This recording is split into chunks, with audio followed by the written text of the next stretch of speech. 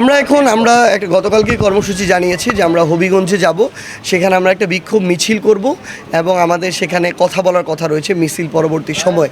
এই যে গতকালকের যে ঘটনাগুলো হলো এগুলো পুরো দেশের মানুষের জানা উচিত, কারণ আমরা বিভিন্ন মিডিয়ায় দেখছি যে হয়তো ওই টাইমে ওইখানে সবাই উপস্থিত ছিল না বা নিতে পারেনি, বিভিন্ন মাধ্যমে শুনে বিভিন্ন নিউজ দিয়েছে, কিন্তু ঘটনাগুলো এরকম ছিল না। প্রশাসন, আপনি এসপি সাহেবের গতকালকে স্টেটমেন্ট দেখবেন, উনি কিন্তু বলেছে যে ওইখানে উনি ছাত্রদলকে দুষ্কৃতিকারী বলেছে, কিন্তু উনি এটা বলেছে যে তারা অতর্কিত হামলা চালিয়েছে এবং আমরা সেখান থেকে কিন্তু বের হয়ে যাচ্ছিলাম শান্তিপূর্ণভাবে, কোনো সমস্যাও ছিল না। তো আমরা আমাদের ওই যে কর্মসূচি দিয়েছি আমরা সেখানে যাচ্ছি। আমরা দেখতে চাই আসলে যে বিএনপি সরকার এবং প্রশাসন তারা আমাদেরকে কিভাবে দমন পীড়ন করতে চায়, কিভাবে আমাদের রাজনৈতিক অধিকার খর্ব করতে চায়, এটা আমরাও দেখতে চাই।